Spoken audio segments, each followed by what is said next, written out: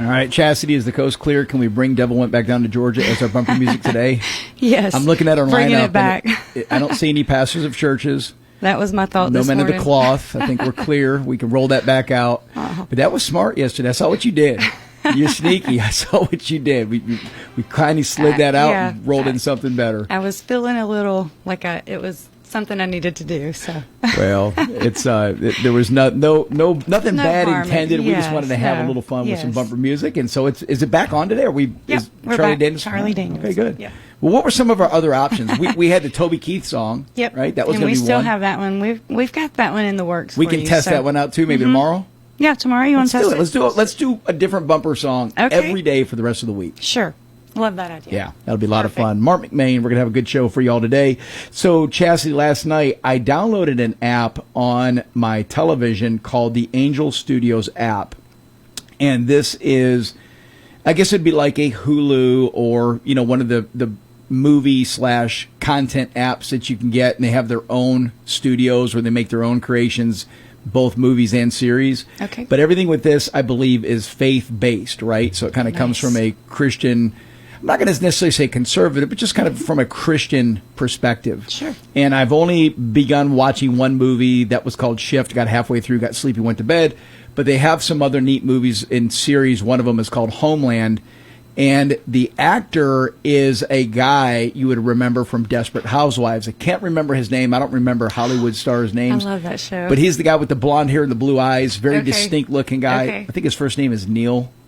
Neil, okay. Yeah, we'll have to look him up. Oh, yeah, we will. Okay. So he appears in a lot of these series. He's a fantastic actor, by the way. Oh, yeah. Really good, right? Typically plays a bad guy, right? He usually plays, in a lot of the movies he sometimes plays a bad guy. I think he was also in Yellowstone as a bad guy. I believe he was in that. You know who I'm talking about? No, I love that movie. Anson Mount was the Yellowstone. No. I'm thinking Hell on Wheels. That's another good Western. Hell on Wheels. Was that a series? Yep, but it's a really, really good one. Well, but I love Yellowstone, too. Well, this Angel Studios, I've just digging into this, so I'll give you guys some updates as we go as the content, if it's good or not. It looks good. Some of the shows look like they're quality production, whether it's a movie or a series, so I'm excited about being able to watch that. Big show. Chris Alexander, chairman of the Morgan County GOP, will be with us shortly. Dr. Jamie Antwine, he is the principal of Harmony Elementary here in Monroe. Devin Berry of Prince Avenue, he is bringing in a couple of young men who are on the bass fishing team, and they just perform very well. And what we're going to do is we're going to tie that interview with these two young men into our weekly fishing report with David Earl of Franklin's Gun Shop. So this is going to be kind of fun. Yeah, David's excited. I know you're excited. Does David know that we have surprise guests in here? Did you warn him? Yeah, I told him. Yeah. Yep, he's excited about that. So and he's grateful, too. He said thank you. Well, and I'm stoked because this is fishing weather for me. So my buddy and I got out on the pond the other day. We actually fished for about an hour. Didn't catch a thing. So I told him I'm going to share with him what I was doing with David Earl and have David Earl and these young guys from Prince Avenue coach me a little bit on what I was doing wrong. That's good. Because it was beautiful out, it was sunny. I felt like I was going to catch fish. I didn't get a bite. Oh, yeah. That's heartbreaking. But that's me. But that goes along with the territory. So some days you're good at you're catching them left and right, and then the next time maybe not so much. So maybe they weren't hungry. What they say is a bad day fishing is still better than a good day at work. Yeah, it's still a good day. And you're right. Sometimes they just don't bite. And I'm curious if David ever experiences that. Does he ever? This is a pro. This is a superstar in the fishing world. Does he ever have a day where he goes and nothing's biting? No. As soon as he casts it, I guarantee like magic. They're like, oh, there's David's bait. We're on it. And they're fighting. I think you're right. I think some of those guys just have magic in the reel. Just special. So I'm going to. It's tough. There is an art to it. There's no doubt. And I can't wait for him to critique on what I was doing wrong.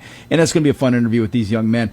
Bass fishing, Chastity, when I was a teenager, that was something you did after school. That was not a school sport. Oh, yeah. That was just, got to go out, got to grab your fishing pole. That's what I love, about the boys, the grand boys. So you grandbabies like fishing? They have fish. They got a little fishing pole. They already love it. So what a great pastime! It's so cute, and it's fantastic for everybody. And you talk about stress relief.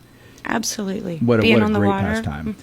All All right, so a couple interesting stories that I wanted to dig in. First off, passing of Robert Duvall. He was a legendary actor in some of the most iconic films, Apocalypse Now, Godfather being 1 and 2, and he never really seemed to have many of the lead roles, but he was an incredible supporting actor. But one of the lead roles that he had, and arguably the best film that he was ever in as far as him performing as an actor, was a movie called The Apostle. And for those who have never seen The Apostle, do yourself a favor. I don't know if you'd find it on Netflix or if you have to order it. That's another question. I don't even know how you consume some of these movies now. But yeah, did you see it, Chastity? Yeah, that one I have seen, yes. And you know what's so neat about The Apostle? It hits home with WMOQ because the story, this is not a spoiler, it's about a Baptist preacher who was battling some demons, right? He had some issues, and it was... The radio station in town was a big deal to what he was doing. He would get on there and he would do the fire and brimstone preaching on Sunday mornings. And so what a great movie. And so in memory of him, if you get a chance, go watch the movie called The Apostle. You will not be disappointed. It has a cameo from Billy Bob Thornton and a couple other rock star actors now. I think, what's the guy's? Never mind. Just go watch the movie. You won't be disappointed. I just don't know how you'd find it nowadays. Maybe on Netflix. Easy. Oh, yeah. You can stream movies. You can stream movies. Seems like super easy. Yeah. All right. So Canada is a country that has banned the death penalty. And this took place back, I think, in the 60s or 70s, where they made the death penalty no longer part of their country so that you could commit the most heinous of crimes, murder, raping and murdering, mass shooting, you name it. You commit the most heinous of crimes, and the worst thing that can happen to you in the country of Canada is you spend the rest of your life in a cozy jail cell, sleeping in a bed, and getting 3 meals a day, right? So that's Canada for you.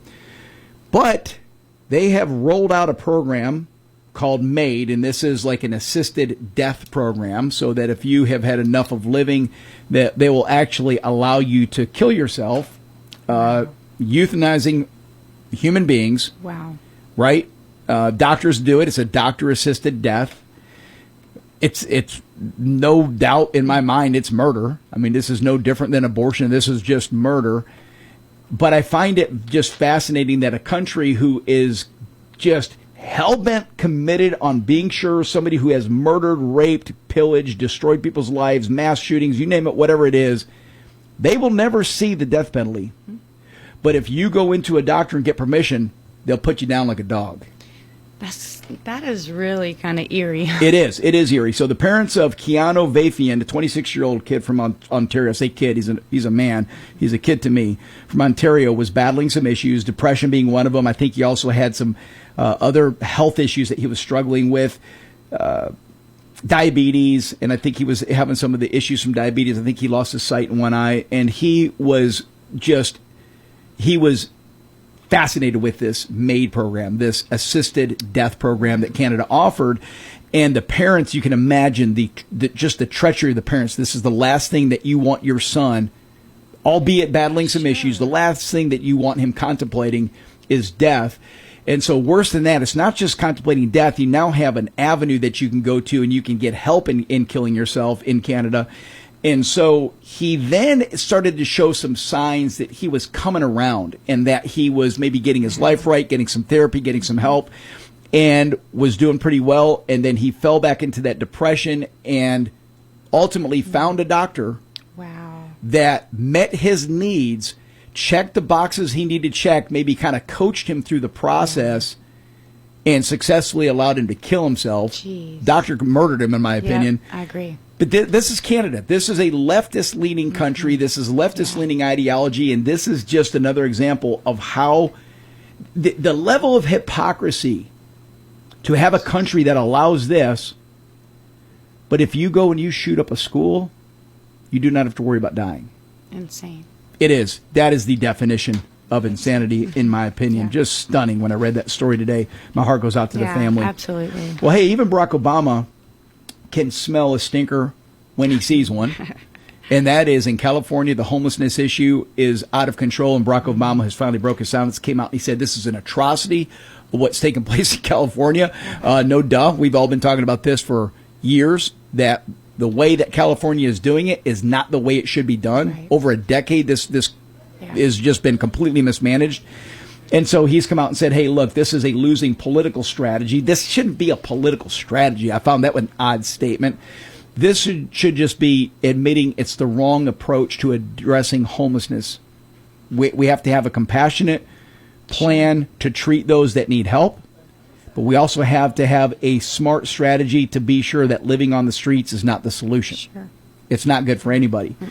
And so those on the left now are kind of identifying, yeah, that plan is a disaster, and we need to rethink how we're managing this because enabling is not working. Yeah, it's a mess. It is a mess. It's a hot mess. Yeah. And one other little side note before we take our first break, you've got an opposition party in Mexico. Remember how we've been talking about the Venezuelan drug boat attacks that we've been doing? I think we've hit now 28, maybe 30 of these drug boats have killed about 130 traffickers. And then the discussion is, hey, once the Trump administration is done with this, do they shift their gears elsewhere, Mexico being the most obvious next destination because of the massive amount of drugs that come into our country from Mexico? Well, now you have an opposition party in Mexico that's saying, hey, you know what? We need U.S. intervention. We need help. And they're saying that it is just rampant, the levels of corruption within the current administration, within the Mexican government, as it pertains to connections into the cartel and how the cartel has its tentacles into everything, every industry, every faction of government in Mexico. So this is kind of an interesting conversation. We knew that there was people in Mexico that would welcome this. And when they say U.S. intervention, it doesn't necessarily mean military support, but I know they're suggesting that. And of course, they're talking about, we have to admit this, the supply, the demand for the supply on this from the United States side is just immense. So we have to treat that as Americans. We have to get to the core root of why people are addicted to drugs and cure that. But then we also need to stop the supply of drugs. It's got to be a two-pronged approach. Right. We got to eliminate the demand here and stop the supply from there. Sure. Interesting to see what takes place in this over the next couple of months. You're listening to the Marc McMain Show. Taking a quick break, coming back with Chris Alexander, chairman of the... Proud to serve the Walton County community for over 50 years. 3 generations of the Thompson family offering the freshest produce, quality meats, everyday essentials, and now featuring Bistro South, a quick service restaurant with freshly made Southern cuisine and ready-to-heat gourmet meals. Always proud to support local farmers and suppliers, John's Supermarket has the best meat in town and tons of weekly specials. Stop by and see them for all the ingredients, meals, snacks, sweets, gifts, and everything in between you need. Running is a sport that's embraced by many people. There's something special about the open air, being alone with your thoughts, and maybe with a competitive spirit to see if you can better your last run. But today I have a question. Right now, are you running from God? Maybe you're running from a broken relationship when God is calling you to reconcile. Or you're running from a life you know isn't God's best for you. Or you're just trying to get away from heavy responsibilities. Whatever the reason, I have to tell you that it's foolish to try and run from God.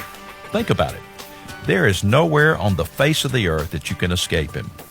And sadly, sometimes we have to hit rock bottom before we realize we're running the wrong way.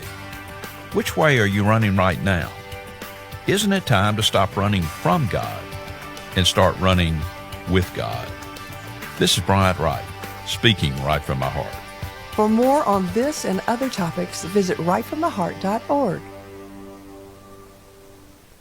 Spring is right around the corner. New beginnings, fresh starts, and big moments. If you're thinking about proposing, if you're ready to take the next step, you go to P&A Jewelers. For 50 years, families have trusted P&A Jewelers to celebrate life's most important milestones. Proudly second-generation, family-owned and operated by brother and sister, we specialize in stunning engagement rings and custom designs made just for you. P&A Jewelers, located at 4665 Atlanta Highway next to Quick Trip in Loganville.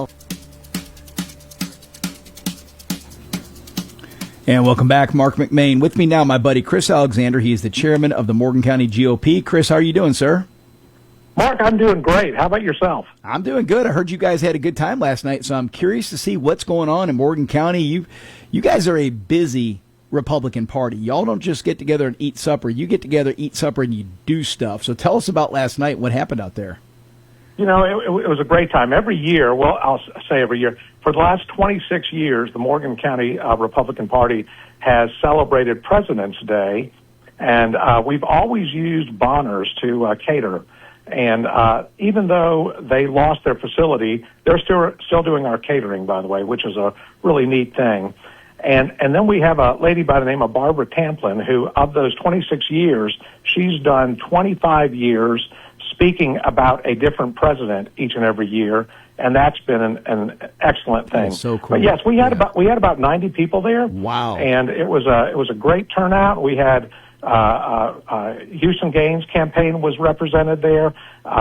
We had Brett Dunn, who said a few words, to us about his plans and all, and it was just it was a great evening. That sounds like so. What president did they cover last night? You know, one of my favorites, and I'm going to assume yours, Theodore Roosevelt.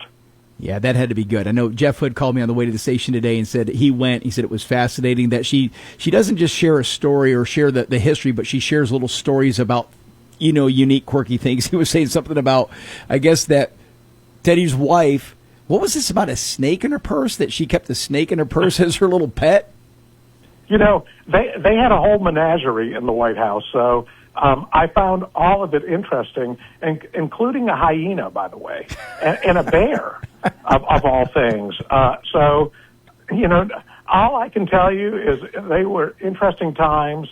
The story that stood out in my mind was when she talked about their 5-year-old son bringing his pony up the White House elevator to one of his brother's rooms because the brother was not feeling well, and he thought that would make him feel better. So, how times have changed. Up, right? Yeah, how times have changed. That is just too good. Well, I'm glad you guys had a good time. It sounds like a great event. I hate that I missed that. We had a prior commitment that we couldn't come to that. But, Chris, tell our listeners a little bit about yourself and how you got involved in Republican Party politics. It goes back to... Actually, as a child, I had an uncle who was running for office as a state representative. And when I say child, I think I was 7 or 8 at the time. And he had me standing out in front of a school building which was a polling place, and passing out flyers, making sure, by the way, we were the required distance away from the door, right? 150 feet away from the door. Yep. That's correct. That's correct. And so, and he was running as a Republican, and at that time this was back in the 60s. It was Republicans. It was a little different back then. But anyhow, he ended up not getting elected. But I kind of got the bug. I enjoyed it. I went off to the University of Georgia, and I got my degree in political science. Okay, so so it stuck. And then I was involved in college Republicans with a fellow named Matt Towery, and who I'm sure you have heard of. Yeah. The pollster, that's correct. And I think there were 6 of us as college Republicans. This was back in the 70s. And honestly, Mark, it was really interesting. Back then, there was not a huge difference between Southern Democrats and Republicans. Now the division is immense, as you well know. But, most of my friends were Democrats, and we never thought anything about it. So sure, it was a different day and time. But that was where I started, and as serving as the chairman for Morgan County, I told my wife, finally I'm able to put my degree to use, even though it's in a non-paid position. So, how long have you been chairman of the Morgan County GOP? I think we're around 6 years right now. Well, and it's been wonderful. I'm blessed with a great leadership team, and our members are truly outstanding. And we've got around 400 members, paying members, but of those, we have close to a quarter of them attend a meeting on average, and we have meetings monthly. So I think it's been a great thing, and as I said, I've enjoyed it immensely, and I love all the people that I deal with it. You're listening to the Marc McMain Show. Our guest is Chris Alexander. He is the chairman of the Morgan County GOP. And Chris, I've been to your meetings many a times, and you're right. You have great attendance, and your members are extremely engaging. Because what I like about the way you guys do your meetings at Morgan County is you first break bread. Y'all meet at the Farm View facility right there off of I-20 and 441. So that would be south of I-20. I'm kind of getting up my mental map here. So you take an I-20 from Atlanta towards Augusta. You get to 441. What exit is that? Is that exit 114? I'd be making it up. I can't tell you, but it's 441. Yeah, so 441, and it's the main exit. So yeah, you make a right, you go down. It's about a half mile down on your left. So it's a beautiful facility. You guys start off by having dinner together. What time does that start? So we have a dinner at 6, and usually it kicks off about 6:15, and then our meeting starts at 7, and we try to be out at a hard 8 o'clock. Yeah, so it's just a great that setup. Would be a typical. Because you meet, you have dinner, there's social time, fellowship. And again, your members are engaging. There's a lot of conversation, handshaking, camaraderie, and then when the meeting starts, you call it to order. You may discuss a couple of things that you've got going on, and then, especially now in primary season, you start rolling out the candidates. And I've talked about this before on the show. This is a great time for you as a listener, even if you're not part or a member of the GOP, go visit one of these and hear what these candidates have to say. And in non-primary season, you're going to hear from elected officials that will come up and give you updates as to what they're working on, what some of the legislation that is being discussed. There's no better way to be on the front lines of you shaping your community than attending these meetings. Couldn't agree more, Mark. And I feel my job is to leave people and make sure people leave better informed than when they got there. And so that is our focus. We don't try to talk about divisive topics or, I understand we have people all across the spectrum in our organization, some more conservative than others, and that's fine. We're very inclusive, and we want people to come and learn and be better educated so that when they go to the polls, they're making a decision not based on where a person falls alphabetically or, because they're an incumbent versus not an incumbent, whatever. They're going because they feel that's the very best candidate. By the way, I want to circle back to your comment about Jeff Hood. Jeff spoke last night also, and he is that was the second time he has spoken. He's spoken actually more times than that, but the second time about what's going on in the Capitol and all, and with the state of Georgia. And I can't tell you how much my membership loves listening to him.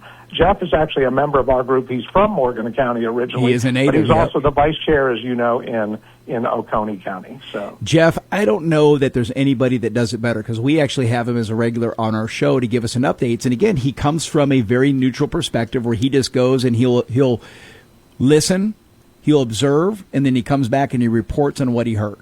And so, yeah, what you saw last night in person, he comes in about once a week, wouldn't you say, Chastity? We have Jeff come in and give us an update, maybe more often if there's something that's bubbling to the top that we got to make people aware of. He's so informative. He is, but he's very good at breaking it down and making it very digestible. So yeah, you got to see him in action again last night, so that's great for your members. Chris, tell us a little bit more about what's on the upcoming agenda, because this is primary season. The primary is May 19th, so I'm sure you've got tons of candidates wanting to come through Morgan County and earn the support of your member base. We do. Honestly, it's been a little harder this year than last year to get some of those that are running on a statewide for a statewide position, and I think it's because they're spending their time judiciously, and they want to hit perhaps larger marketplaces, and I understand that. It's not an ideal for me, but it's ideal for them, and honestly, I want them to get in front of as many people as possible. So that's kind of where that is. But no, we do have some exciting things going on. We've got a few people that I'm trying to pin down right now. We want to do a forum in April, right before the polls open, and have several people there. And we're also involved. I don't know if you have heard, but Greene County is trying to bring a lot of candidates in for a forum, not this Saturday, but next Saturday, and we are involved with that as well, and we want to see them do really well with that. So that's going to be an exciting opportunity. Yeah, let's kind of tell our listeners what a forum is. So a forum is when you have candidates running on the same ticket, and of course it's primary season, so in this case it would be Republican candidates running for the same office, that they sit down and they get to answer questions. Maybe sometimes the questions come from the audience, or there's a moderator who asks the questions. Not really a debate. It's not really designed for back and forth between the candidates. Of course, that doesn't always go that way. Every now and then somebody throws a wrench in the plan and starts taking shots at each other. But for the most part, a forum is just a very cordial way to hear a myriad of candidates explaining who they are and what they're doing, and they answer questions. So that's also time very well spent. Now, you know what just happened is our good friend 10th District Chairman James Cooper texted me and he says, "Hey, ask Chris about the new RNC rule, or the RNC rule, because they made the Georgia State Party made an endorsement, and that's kind of ruffled some people's feathers. What are your thoughts on that?" That's a great question. I believe we have to be neutral during this time. You cannot endorse. I don't feel we can endorse a candidate prior to the primaries taking place. So it's a fine line. Does that mean I can't say I like this person, or I don't like another person personally? I can say whatever I want personally, but as an elected party chairman, I cannot take a position on a candidate. And that's actually in your bylaws. That's not just an opinion that you have. That's part of your structure. Correct. Right. Yeah. That is correct. Doesn't mean I can't like somebody personally or not like somebody personally, but it means that if I'm going to endorse somebody, I better not be saying that I'm doing it as the chairman of a Republican organization. Yeah, that makes sense. We just want an even playing field for all these people who are getting out there, getting involved in these races. And the reason for that is we want good people entering these races. We do. We want people. We don't want to scare them away and make them think they're not going to be welcome. So, we're human beings. Each of us are going to have our favorites of people that we think have the best shot to win. But from a party perspective, you want to be sure that it's not you're not putting your thumb on the scale. That's right. It wouldn't be fair to any of the candidates. And I think we're blessed. We've got great candidates running this year, including yourself, by the way, Mark. Well, thank you. And I wish I lived in your district, because I'll tell you, they're fortunate to have you willing Very to kind. step up. But Mark, I'm impressed with so many people who have stepped up this year. A lot of years we've got some really good ones, and then some they're good, but they're not as good. But I'm going to tell you, we've just got an outstanding slate running in the state of Georgia this year, and it's exciting to be involved. And I go to bed every night feeling really good about our future. I agree. Our bench is deep with quality people. So whether it's this cycle or next cycle, hopefully there's a spot for a lot of these people to get involved and help out. Chris, in our last 60 seconds, please tell our listeners about when you meet, once again, where you meet, and then what they might expect at the next meeting. Absolutely. So we meet the second Tuesday of every month at Farmview Market. As you mentioned, it's just south of I-20, approximately a mile south of I-20 on the left.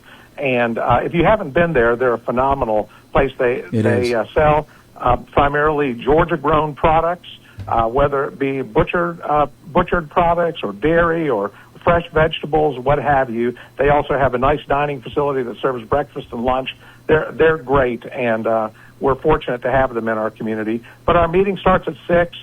We have dinner. At 6 we have dinner from 6:15 to 7, and then our meeting 7 to 8, and then we're out of there. So and are you guys doing a social media presence or a website? We do. It's a Facebook page, and Mark, honestly, I have never been on Facebook personally. Prior to retiring, I was in the investment industry, and we weren't allowed to have any sort of social media presence. So I've never become adept at using things like that. So you guys are old school, then. You're doing it notebook and clipboards. I like that. That's old school. As I said, I have a great staff with me, and our board is outstanding, and they handle all that. And I'm fortunate to have them, but I just trust them when they tell me, yeah, we posted. I say, God bless you. So. It's there. That's great. Well, Chris, I greatly appreciate you joining us today and wish you the best, and I look forward to coming out and visiting with you guys soon. Mark, always a pleasure to have you. Thank you again. I've enjoyed this. Thank you so much, Chris. That's Chris Alexander. He's chairman of the Morgan County GOP. Go check him out. It's a great place. It starts off a fantastic dinner, fellowship, and then you get to hear some, what's going on with your elected officials or people that want to run for office. So it's just a good time. Yeah, I liked his energy. Oh, Chris is great. You could feel it even there last night, the presence. Yeah, he does a good job. And it was neat that he talked about Jeff coming in there and giving an update, too. Absolutely. So, Marc McMain will be right back in just a minute with Dr. Jamie Antwine. He is the principal of Harmony. Massey Ferguson dealer. Massey Ferguson has been building straightforward, dependable, and affordable tractors and farm equipment for 175 years. Massey Ferguson right now has the best lineup in their 175-year history, and there has never been a better time to upgrade to a Massey Ferguson tractor. Youngblood Tractor carries the complete lineup of Massey Ferguson tractors, ranging from the 22.5 horsepower subcompact all the way up to the 130 horsepower mid-range utility tractor. And with one of the largest trailer inventories in the state, you'll always have a way to get it home. Youngblood Tractor also carries the complete lineup of hay equipment, including the legendary Massey Ferguson 1840 square baler, as well as implements like rotary cutters, batwing cutters, box blades, grapples, pallet forks, and more. There are great financing promotions to take advantage of, so give us a call today at 706-342-2242. Youngblood Tractor also has experienced parts and service departments to take care of you after the sale. Visit us online at www.youngbloodtractor.com or stop by and see us at 1600 Athens Highway in Madison. Need a little pick-me-up? We've got just the thing. From Motown magic to British invasion brilliance, from classic country gold to rock and roll that raised a gentleman. We play the songs that make you smile, sing along, and remember when life moved just a little slower. Feel good again with the 50s, 60s, 70s, and early 80s on Good Time Oldies FM 102.5 WKUN, where every song is a memory waiting to happen.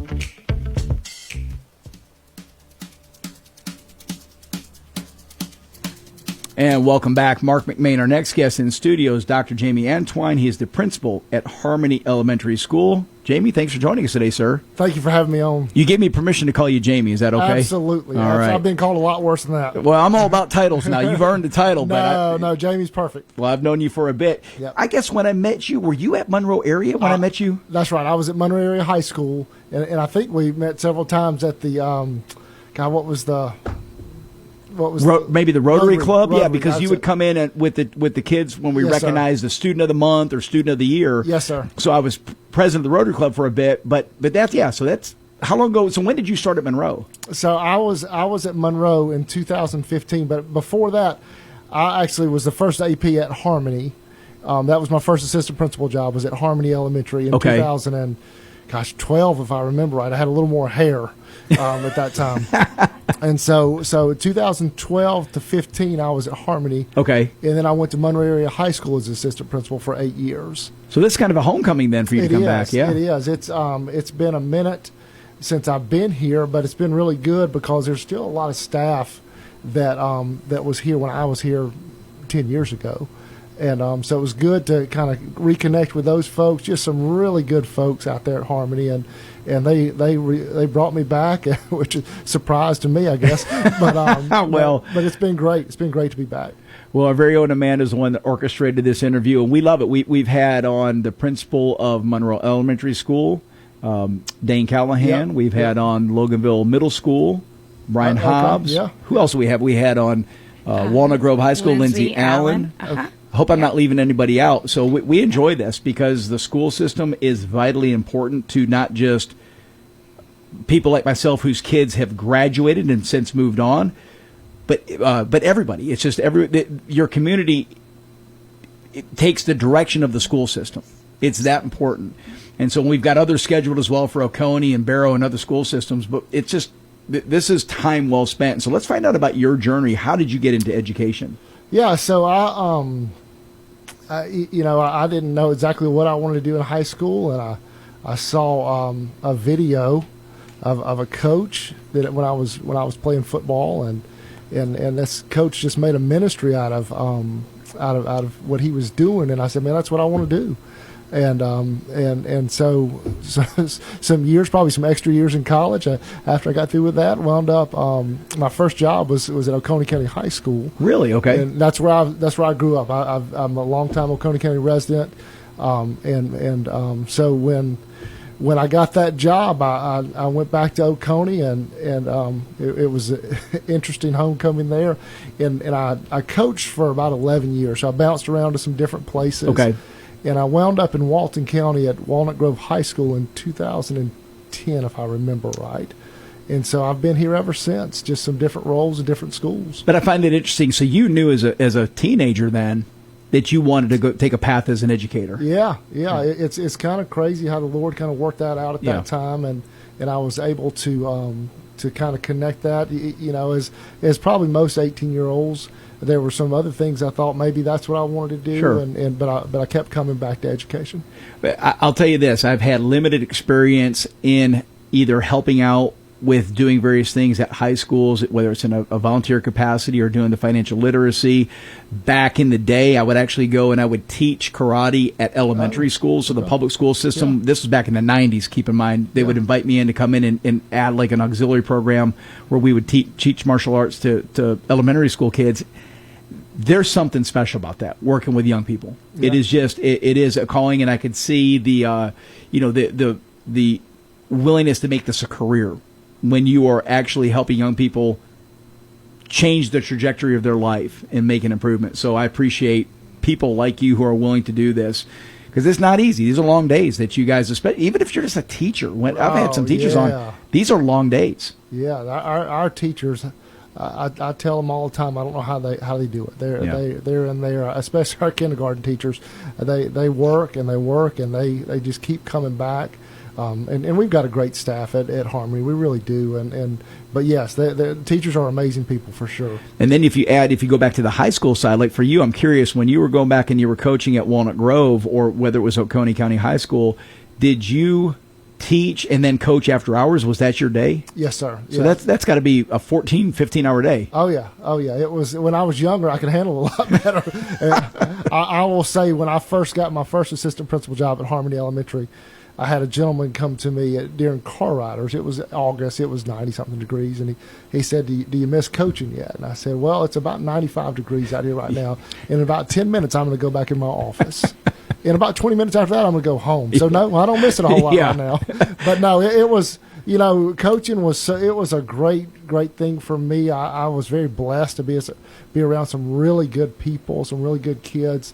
As my kids started growing, I felt like that I wanted to spend a little more time with my kids, and so I was able to coach them through a lot of their years. What a neat experience that's got to be. Yeah, too. I was very, very blessed. I've been very blessed for sure. You're listening to the Marc McMain Show. Our guest is Dr. Jamie Antoine. He is the principal at Harmony Elementary School in Monroe. How do you think your past experience has prepared you to be principal at Harmony? Oh man, just leadership is such a important piece of being a principal. I always tell people, being a principal of a school is very interesting because you're managing people, some that have a doctorate degree and some that just graduated high school, and you've got different levels of different expectations and different personalities, and so I think just working with different people over, whether it's high school kids, elementary kids, different coaches, whatever those things look like, I think were part of the preparation to teach me how to lead people.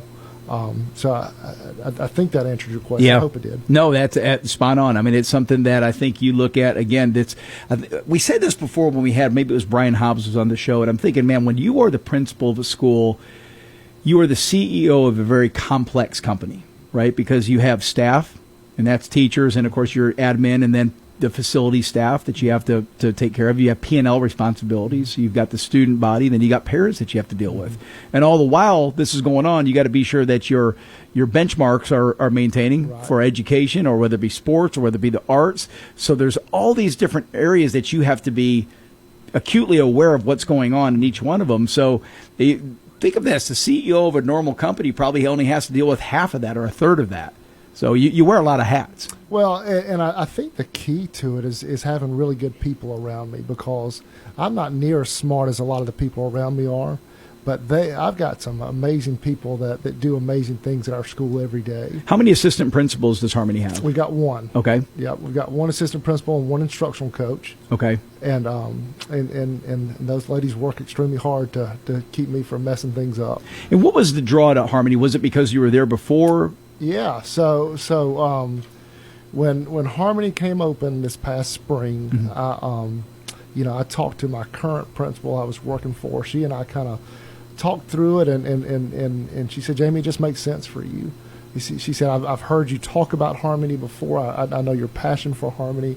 And so, yeah, it was just that it was kind of home for me. I'd been in the Monroe cluster for 11 years, at Monroe Area High School and then Harmony. Right. And so it was always neat for me when I left Harmony to go to Monroe Area High School. I would see a lot of the kids and families that had come through Harmony and now were at the high school. And it was just such a neat reunion. They would say, I'm so glad you're here to watch over my kids. The kids would and so just seeing them go from little elementary kids to high school graduates was always a really cool thing. I have a teacher in our building who I hired last spring, who actually I had at Harmony. Saw her graduate from Monroe High School, and I hired as a teacher this past spring. I know she gets tired of me telling that story, but it was just really cool. It got me thinking. What's next is you're going to have kids that you remember from Monroe High School that then go on and get married and have kids that will come back through Harmony. So that's around the corner. Well, crazy enough, I already have it. Okay, crazy enough, I already have. I see some of my kids, and they bring their kids. And I'm like, wow, the next generation. Yeah, Isn't that something? I'm getting older. What a blessing. That's fun. Marc McMain, fun. Dr. Jamie Twine. He is the principal of Harmony Elementary School in Monroe. Before we take our quick break, what do you do?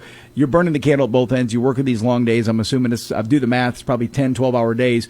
What do you do in your off time to kind of keep yourself decompressed? I've got 4 kids, and so I try to be involved with them. Of course, they're getting older now. I've got 2 in college and one in high school, 1 in middle school. So, I get to spend a lot of time with them. My wife, it's always been a blessing. We're members of Watkinsville First Baptist, so we spend a lot of time there. And when I get a chance, I go sit in a deer stand and try to kill a deer. Amen to that. Well, good. That's good times. Good way to burn some time on the weekend, too. Absolutely. That's great. Marc McMain, we'll take a quick break. Our business, don't worry. Big Mountain Computers is here to help. We're your local tech experts, now open in Madison. Our white glove service ensures personalized solutions for all your IT needs. Hardware fixes, remote support, private lessons, and more. Visit us at Madison Plaza across from Ingalls or call 706-343-4184 to schedule your consultation. That's 706-343-4184.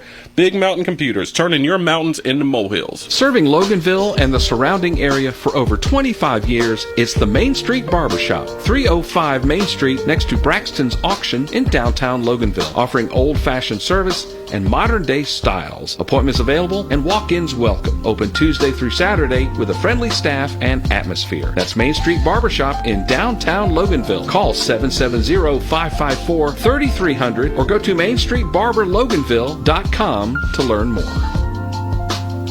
Are you looking for custom t-shirts, golf shirts, or uniforms for yourself or work? What about a family reunion, a fundraiser, or sports team? Whatever you're looking for, Chris and Debbie at Blue Hound in Monroe can help you. Real Country uses Blue Hound for our golf shirts and t-shirts. They do quality work and they're great folks. Blue Hound is located at 111 East Washington Street in Monroe. Go by and see what they can do for you or call 404-307-3664. That's 404-307-3664. Continuing our conversation with Dr. Jamie Twine, principal of Harmony Elementary School. This is the Marc McMain Show. Jamie, what were some, when you became principal, which this is your first year, correct? Yes, sir, that's correct. So when you became principal, did you have an opportunity to kind of go in and maybe identify areas that you wanted to seek out improvement? Absolutely. I was blessed. Walton County School District has such great leaders at the board, and they allowed me to go over to Harmony and spend some time with our staff, just getting to know them. And really, I just try to sit down with as many of our staff members there as I could and just kind of hear what's some good things going on. What are some things that we could change? I kind of heard some recurring things. I think high expectations was something that I wanted to bring. Just being able to sit down with our staff, it seemed like that these people just love kids and they love Harmony. And man, I just wanted us just to really bring our expectations of our students and our staff to a different level. I think academically, I think, emotionally, a whole child. When I was at Monroe, I came in, in 2015, our graduation rate was about 72%, if I remember right. Okay.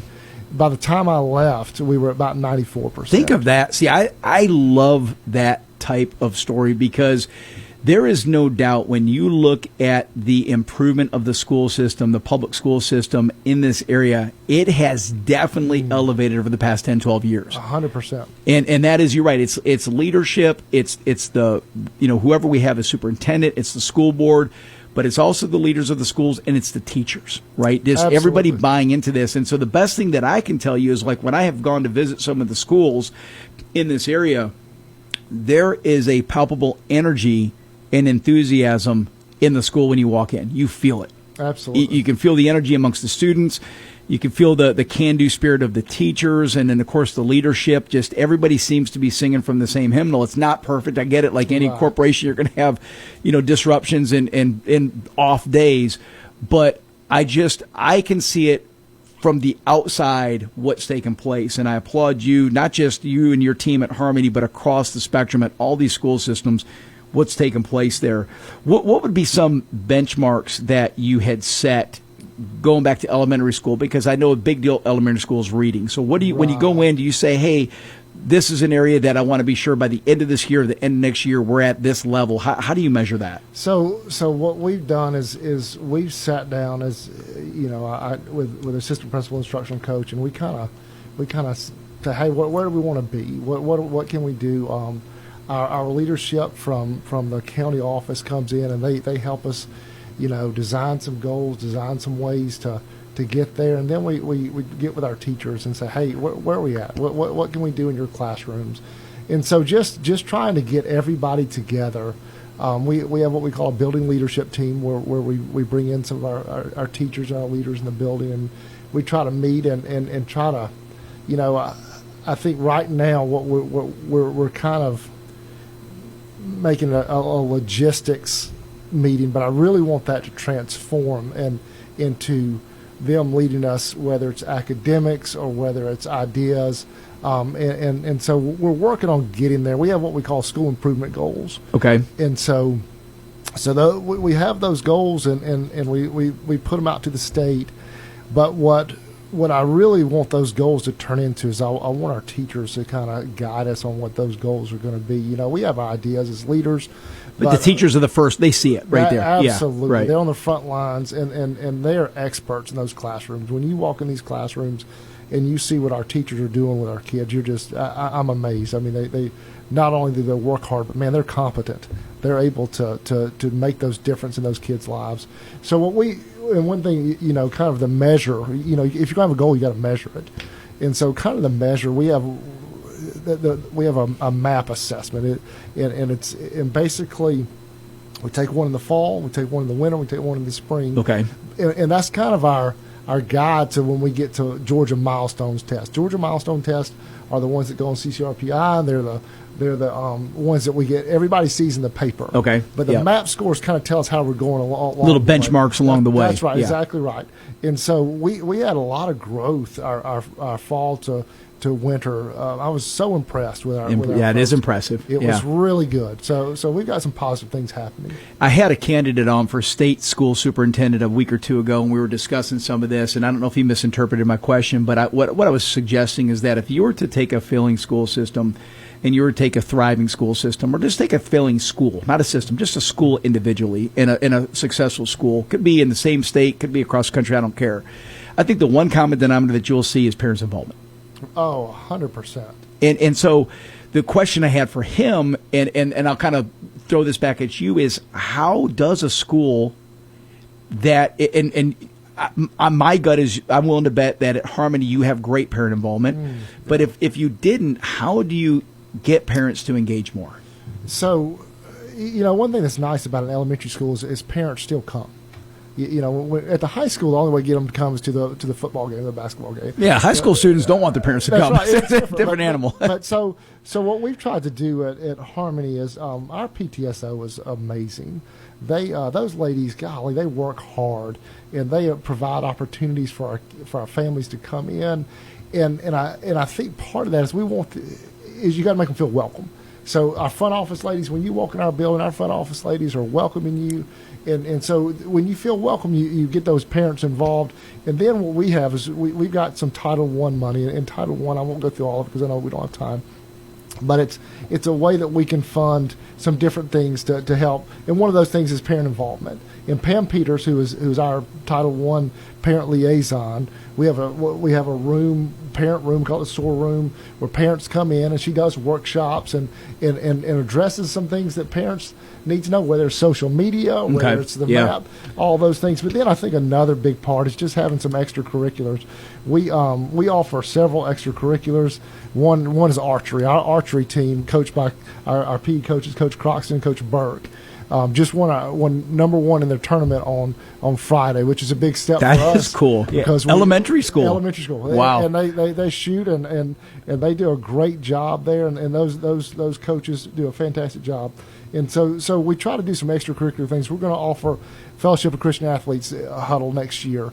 At elementary school. Elementary school. Yeah, that is fantastic. Absolutely. Yeah. Absolutely. It's our kids can be leaders. They it's fun to see them lead and lead with what they're passionate about. Yeah. So we do some things like that. I'm just trying to go through a couple things we've done. Our PTSO spends countless hours providing events. We've done a fall festival. We've got a mother-son event coming up that I hear there's going to be a mechanical bull there. I'm a little nervous about that, but we're going to see. Hopefully that works out. But yeah, I think giving those parents a place where they feel welcome, because school, some people think of school and they think, man, that was the best days of my life. But a lot of people see school and they say, those were terrible years and I'm intimidated when I walk in those halls. So what we have to do as a school system is we have to figure out ways to go get them and make them know, hey, you're the number one way for your kid to be successful. I had a traumatic experience, Dr. Antoine. My third grade teacher, Mr. Sissung, chucked me into a chair, but I was a rascal. So, he chucked me headfirst into a chair. So my elementary school experience was skewed, to say the least. No, but it's heartwarming to hear this when you talk about all the activities that you have going on for parent involvement. And hopefully with the event that you've got going on, you said it's a mother-son event. That's right. Maybe it'll be a mechanical calf, something tiny. Not Man, a mechanical bull. Our PTSO president came to me, and I think she saw the nervous look on my face, and I was like, I don't know. She said, I promise we got pads, we got all these. I don't know. So, but she convinced me, because I don't try not to tell her no, because she does too much for us, and our group of PTSO parents are amazing. But I think going back to the original question, I think you've got to give parents a reason to come and be a part, and we've got to give them something to walk away with. I think that's perfect. I think that is just brilliant. Giving them a reason to come, encouraging them to come, staying on top of it, maybe identifying parents that are absent, and some of them are going to have excuses, right? Some parents work evenings; they don't have the bandwidth 100%. to come and do it. So I respect that as well. But for when we know that the common denominator between success and failure is the parents, it's like, how do we keep pushing? Keep the gas on that one. It's just got to happen. Marc McMain, our guest, is Dr. Jamie Antoine, principal of Harmony Elementary School here in Monroe. What about challenges that you guys face? So I know the legislation just rolled out a no cell phone policy, and I think that is for elementary and middle schools. I don't know that it applies to high school yet. Maybe I'm wrong on that. Jeff Hood he could clear me up if I'm wrong. Jeff can text me. But was that even an issue at the elementary school? Because I know when you're at Monroe area, that had to be a big issue. Yeah. So totally different worlds when it comes to cell phones. It's really not at elementary school. We didn't let them have them before. So it was never a problem. No, they if they brought them, they had to keep them in their book bags. So that's really going to be a non-factor for us. Yeah. And I'm happy to see that the legislation has addressed this, because I think at the middle school, high school level, that's been a big issue. But what other challenges that you face from the public school system that you can think of? Obviously going back to your first question is making sure we have parents involved. And I think we talk about parent involvement, and we sometimes measure that with how many people walk through our doors. But parent involvement really is the time they spend with their kids at home. How much are they reading to their kids? My mother-in-law used to read to my children just constantly. She kept our children, and she read to them constantly. And that's paramount. Yeah. Because if we wait till they get to kindergarten and start reading to them, then we're behind. Then you're behind already. Yeah, Think of that. And so what we want our parents to do is not just come through our doors. We want them to come through our doors. We want them to be a part. But more importantly, we want them to walk away with a way that they can spend time with their kids at home doing things that are meaningful. So, yeah, I think that the parental thing's a challenge. You always have. I don't want to. We're blessed in Walton County. Our budget is good, and our folks take care of us. We are very blessed here.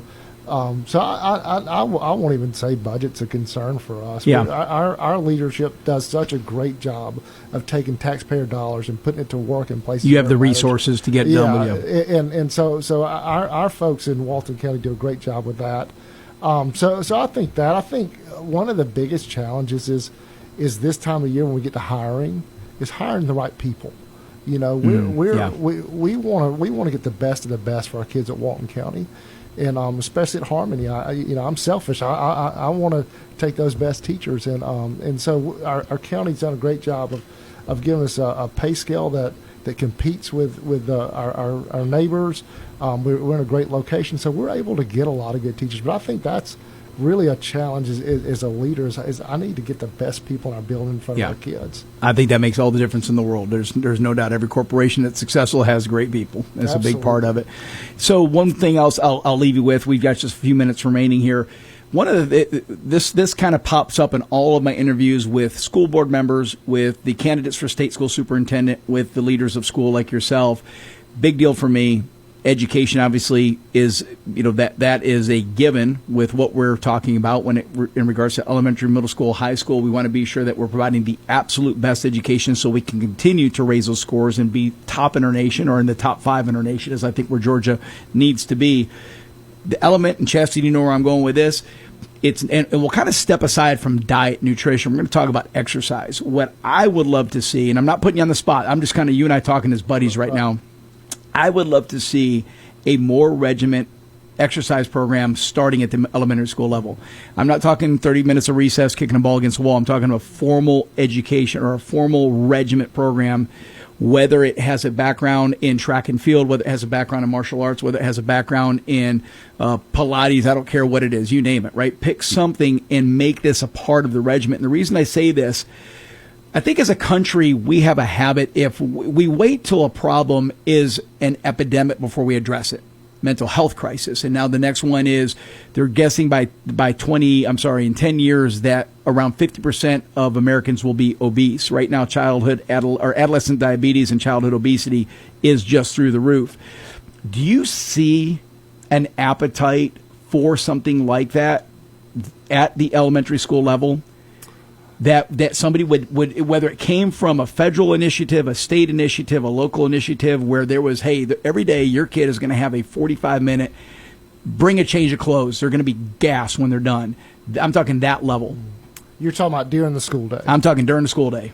Maybe not every day, maybe 3 days a week, but something that is really regiment. And so I know this guy, so I'm not trying to stump you, but this is just kind of where my mind is going, because I think it is that important. Yeah, and that's a great question.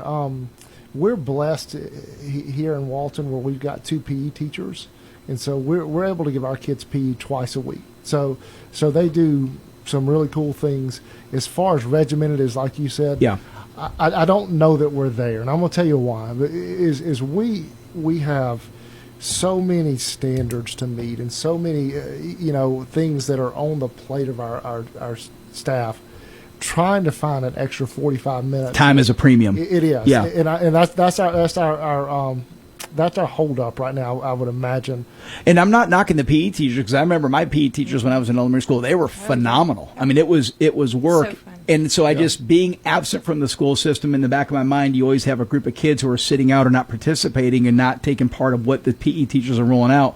And so I'm just talking about, I'm trying to figure out why we're there, why we have adolescent diabetes, and why we have childhood obesity. And so I just, not saying you and I can solve this mystery in one little quick radio interview, but I'm just curious to see if, as I continue this conversation, maybe I can make something stick at some point, right? Yeah, well, and I will say this. I know some elementary schools that have running clubs, and they've tried to do some things after school and so additional physio. Yeah, because the time is at a premium. Now I'll be honest. If you can convince them to take.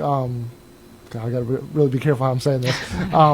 Give us change some times. Mm-hmm. I think some people will be on board for it. Yeah. Just less about the overall numbers, right? Yes.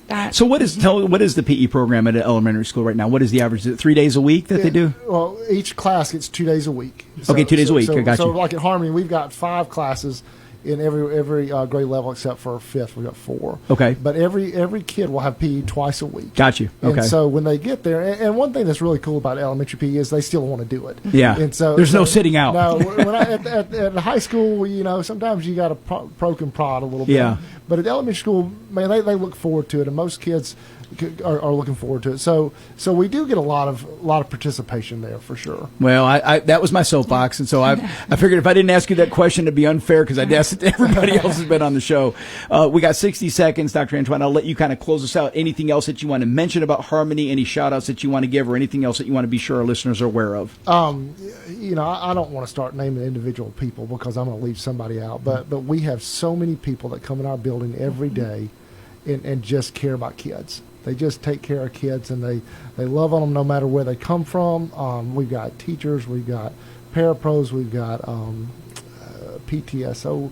One thing that's amazing about our PTSO folks is they're substitute teachers in our building. Wow! Like they don't just come to do the fun stuff. They help out. Yeah, I mean, and we've got amazing substitute teachers. Gosh, we've just.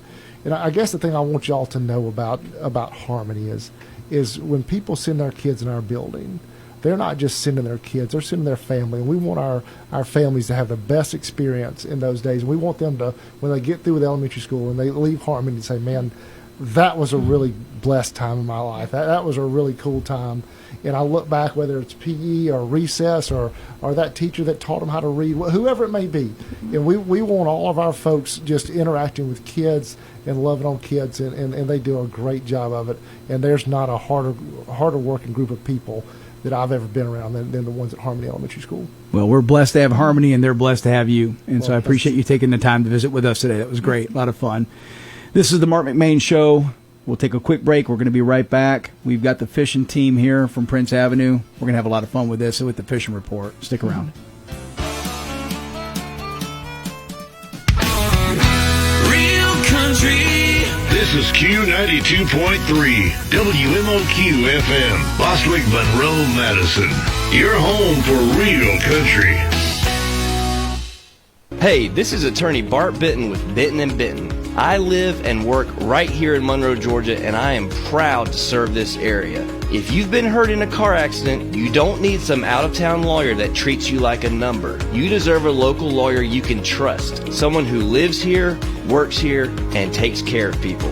So remember this, if you're ever in a car accident, be smart, call Bart. Bitton & Bitton, local lawyers you can trust.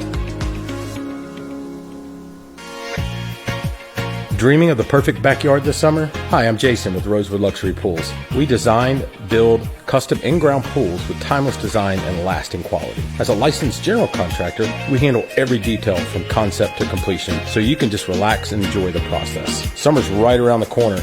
Let's get ready for your pool party. Give us a call at 678-635-7276 or look us up at rosewoodluxurypools.com. When you walk through the doors of Campton Restaurant, you're not just here for a meal, you're part of a tradition. I'm fourth generation owner Josh Parker, and for nearly 40 years, families in Walton County and surrounding areas have gathered around our tables to share stories, laughter, and good Southern cooking. From crispy fried chicken to heart-healthy daily specials, there's always a plate waiting with your name on it. We're open Tuesday through Thursday from 11 a.m. to 8:30 p.m. and 11 a.m. to 9 p.m. Fridays and Saturdays. So come on by, make yourself at home, and experience Campton Restaurant, where family tradition meets every meal. Running is a sport that's embraced by many people. There's something special about the open air, being alone with your thoughts, and maybe with a competitive spirit to see if you can better your last run. But today I have a question. Right now, are you running from God? Maybe you're running from a broken relationship when God is calling you to reconcile. Or you're running from a life you know isn't God's best for you. Or you're just trying to get away from heavy responsibilities. Whatever the reason, I have to tell you that it's foolish to try and run from God. Think about it. There is nowhere on the face of the earth that you can escape Him. And sadly, sometimes we have to hit rock bottom before we realize we're running the wrong way. Which way are you running right now? Isn't it time to stop running from God and start running with God? This is Bryant Wright, speaking right from my heart. For more on this and other topics, visit rightfromtheheart.org. About a week or two ago, I was talking to my good buddy Ben Bridges. He was doing the high school sports minute, and I was listening to it, and he was talking about all the accolades of different athletes in our region and what they've done. And he mentioned a couple guys that placed 8 in the regional fishing tournament. And so I called Ben, and I said, Ben, I've got an idea. I said, we do the weekly fishing report with David Earl of Franklin's Gun Shop out in Athens.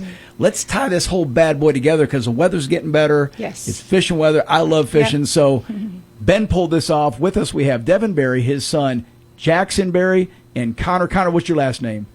Mitchell. Mitchell, I knew it. I hadn't written down. This is going to be a lot of fun. So first thing what we're going to do is I want to start off. Devin, tell us what your role is with the fishing team. When I was in high school, this didn't exist. This is like a brand new thing. Oh, yeah. I mean, it's a dream for me. Like, I love fishing, grew up fishing, and if I had this, when I was in high school, grades would have plummeted. Would have plummeted, but I'd been in heaven. That's right. Anyways, but my role, I'm just the boat captain. I have to drive them to the spots when we start the tournament. I'm in the boat the whole time, but they pretty much control the boat, like far as the trolling motor and. So once you get to the actual spot, then they're kind of doing their trolling around and figuring out where they want to fish. And do they tell you where they want to go on the lake? How does that work? So I've never participated in a fishing tournament. I've been fishing a bunch, and I love fishing the small ponds and lakes of Georgia, and I love fishing the intercoastal, right? That's my wheelhouse. So for you guys, when you're doing this for the GHSA, what are the regulations? Like, how does this work? So, I mean, typically before we start a tournament, we'll kind of put our heads together, whatever lake we're at. We'll look at the map on, like, our Humminbird or our phone or whatever, and just depending on the time of the year, we're just kind of looking, say, hey, these areas, these coves, these channel swings, these whatever, we'll look at it and say, this is where we want to try to target the fish. Now, do you get a chance to go scout out a lake if you know it's going to be a tournament coming up and you're fishing a certain lake? Do you get a chance to go up there and scout it out and fish it in advance? Yes, sir. We'll go like the weekend before and then just go mark some spots, go hit stuff, scope around, and try to target some fish, and then usually just put that towards the tournament the next weekend. And usually we also get Fridays off of school to go pre-fish. So Wait a minute. All right, did I hear this right? You get Fridays off because you're on the fishing team? Yes, sir. Can I go back to school? I think I've got some eligibility left in high school. I want to go back for my senior year. That's probably going to encourage a lot more kids to sign up, too. That is just crazy. All right, so Connor, do you have a lake that you prefer fishing? The lake that I probably prefer the most is probably Oconee, just because it's fun. Lake Oconee, yep. Fish. Yeah. Well, it's my favorite lake is Lake Russell. Do they ever point you guys out that way to Lake Russell? Not usually. We don't ever have like high school tournaments there, but there are a few like trails that you can fish there just for fun, like little pot tournaments. But Russell, I have to agree, that's one of my favorite lakes. It's a beautiful lake. It's it feels awesome like you're someplace special when you're there because the boundaries are so protected. Oh, yeah. What about when you have these tournaments, are they always at some of the big lakes like Oconee or Lanier, or do they ever do them in smaller ponds? So it's usually big lakes like Georgia Power Lakes. We fish Lanier, Hartwell, Eufaula, Seminole. You guys all the way to Eufaula? Oh, yeah. Yes, sir. Wow. Yeah. So that's like a weekend trip then, I'm assuming, because that's not a day trip. Oh, yes, it is. I mean, you pretty much just plan your whole weekend whenever you have one of those tournaments. We'll tie it into that. Either get a hotel or, like with the school, typically, like all the dads will get together and get a house or whatever at the lake, and we'll just all hang out there as a team together, and it's a good time. I mean, I bet it is. There's like 5 other groups at Prince that fish, so they're on part of the team. But, okay. But again, like I wish they could figure out a way to make it more a team like where like everybody combine their points or something, but they don't do it that way. Well, Connor, are you two guys on the boat at the same time? Are you guys fishing as a two-man team? Yes, sir. We fish as a two-man team. Okay, and so then your results just are for you, not for the entire Prince Avenue team. Is that right? Is that how that works? Yeah, it's only for like just for every boat has their own score, so it's still basically everybody against everybody. You're listening to the Marc McMain Show. My guests are two students from Prince Avenue. They just finished 8th in the GHSA Bass Tournament. Is this the bass fishing tournament? Yes, all right. Sir. Okay, so I've got Jackson, I've got Connor, I've got the boat captain, Devin Berry, here's with us. This is Dad. Dad is the boat captain, so he drives the boat, but he doesn't get to hold a pole, doesn't get to say much. The kids run the show. All right, so walk us through a tournament. What does it look like? So does it start off at a specific time and it's total weight, or how do they construct these? Okay, so usually for these GHSA tournaments, there's like a meeting the night before we have to go to, so really start off with that, and then that lasts for like an hour. Then the morning, so actually that night you get your boat draw. Like in this tournament that we fished at West Point, there were 266 boats, and we got boat 144, so that's what we drawed. Okay. And for each flight, there was like 3 different flights. You have to be back at a certain time. Okay. And So like golf. So you start off time, you got to be back by a certain Exactly. time. Okay. Gotcha. So we got boat 144. So we had to get back at 4:30. Okay. So we had a lot more time in the afternoon to fish, which is like that's when they were. That's an biting advantage. Yeah, that's when they were biting really good. So in when the you placed 8th, tell me about the haul that you guys each had. Do you remember what you did that day, each of you? Okay, so in practice the weekend before, we went down just for a whole day, and we were trying everything. We threw A-rigs, crankbaits. It wasn't going as planned like that whole day, and it was really cold. Sounds like every day I go fishing, Jackson. Yeah. Well, it was super cold. It was just it wasn't great. Couldn't feel your fingertips cold. Exactly. Yeah. Connor's hands he said they were going to fall off. But we just had to grind it out and kept doing it, and then during the afternoon, as it warmed up, we went near the dam and like fished in ditches and creek channels and stuff, and we found a bunch of fish in the timber, and they were kind of at the bottom of the timber. I love it. And That's a honey hole right there. Yeah. And I could see them on my live scope screen. Okay. And we got into them pretty good right there, and we had a good sack by the end of the day. So then we put that into the tournament, and we literally did the same stuff, and we started doing pretty good. I love it. I was love awesome. it. Connor, what's the biggest fish you've ever caught? Not just in tournaments, but what's the biggest fish you've ever caught to record? And no, look, good book is here somewhere in the building, so you got to tell the truth. No, don't stretch this thing out now. We got pictures. Charlie's So I really don't know, because my girlfriend Charlie, she has a pond, and she has 2 ponds. One's full of dinks, and the other one's full of like 4-pounders and up. And I've caught some big fish out of there, and I have no clue how big they are. You didn't weigh them? No, but ballpark biggest probably 8 to 9. Woo! That's a monster. That's a slab right there. Yeah. That's a big fish.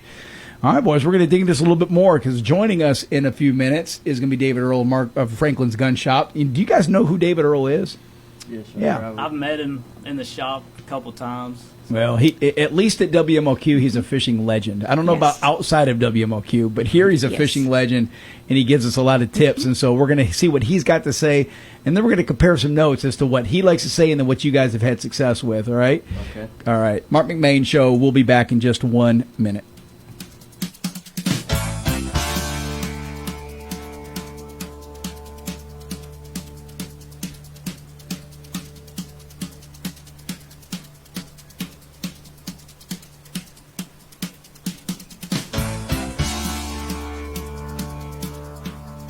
Have you been putting off auto repairs? Do you want a body shop you know and trust? go see AutoCorrect Collision. AutoCorrect is a family-owned and operated collision center with over 45 years of experience. Their equipment and training exceed industry standards. No repair is too big or small. Ask about the special drawings and mention this ad for a discount. Visit AutoCorrect Collision at 409 Mayfield Drive or call them at 770-207-1241. Are you looking for new tires? Well, look no further than Madison Car Care. They have the largest selection and you'll always get the best price. They also handle a wide range of auto repairs, from the small things like oil changes and wiper blades to the big things like suspension, parts, and radiators. They offer all kinds of accessories, from toolboxes to bed covers, side steps, and they even install those awesome ranch hand bush guards. Give them a call at 706-342-4774 or stop by at 1040 Confederate Road in Madison. Make sure your diesel is ready for every season by stopping in at Leadfoot Diesel. Their technicians have many years of combined experience to keep your Cummins, Power Stroke, and Duramax running the way it should.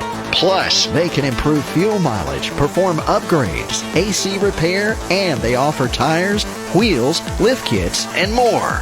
Diesel owners from all over the country trust Leadfoot Diesel, 320 Mayfield Drive in Monroe. Stop in or go to leadfootdiesel.com.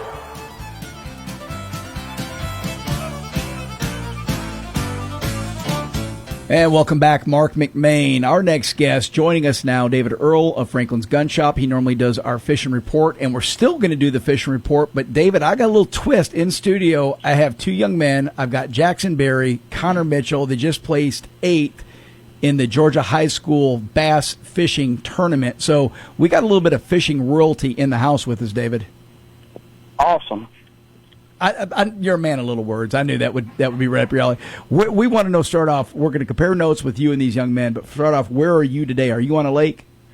I'll be on the lake Thursday. I'm actually at work today. I'm enjoying looking at this sunshine and these water temperatures warming up where these bass can really start biting. All right, so I got to ask you this. Before we get into the conversation with these young men sitting to my left, I went fishing the other day. I want to say it was Saturday or Sunday evening for about an hour. It was a beautiful day. I don't know what the water temperature was, but I took my John boat out, got my buddy Bill. We put the trolling motor on and cruised around for an hour and did not get one bite. We fished in the deep water with crankbaits. We went over to the shore and fished with worms. I did the light-colored worm. I did the dark-colored worm. What was I doing wrong? I mean, basically, I don't want to tell you because I struggled this weekend too, but it's all about presentation and slowing down, slowing way, way, way down. We want it to be spring. We want to cast and wind and reel fast, and these fish just do not want that. I mean, your guys you got there in studio, where did they fish their tournament? What lake was it, boys? Lake West Point. Oh, wow. Lake West Point. Okay. Okay. That's what, 2 hours away? That's a great lake. Yep, that's a great lake. What was the water temperature there? I have.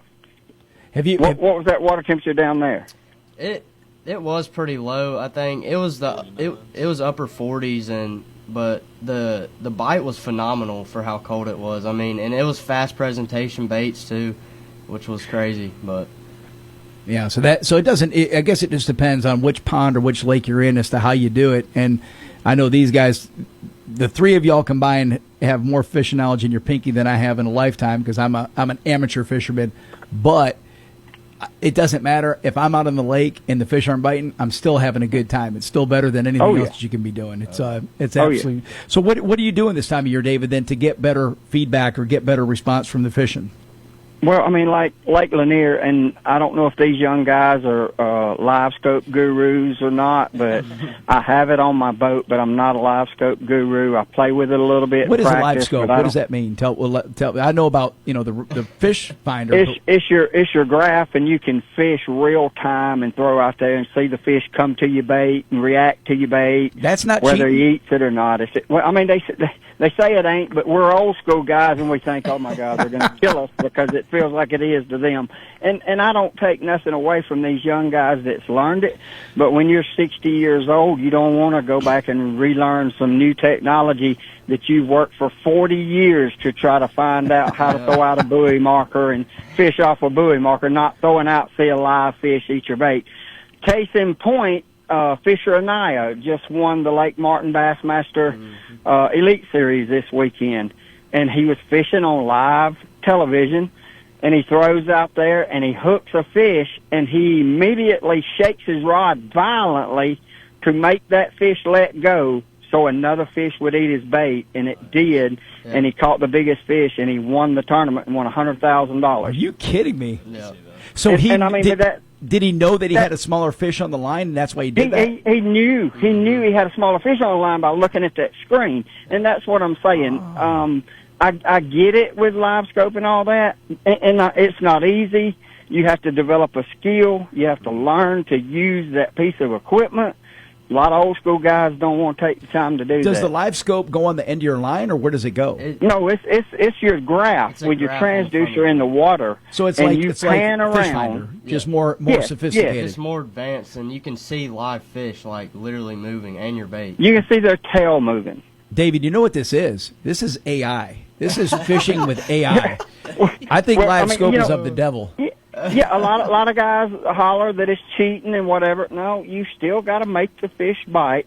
But it really threw me for a loop this weekend when that guy said he jerked his bait out of a small fish's mouth to make a big fish bite.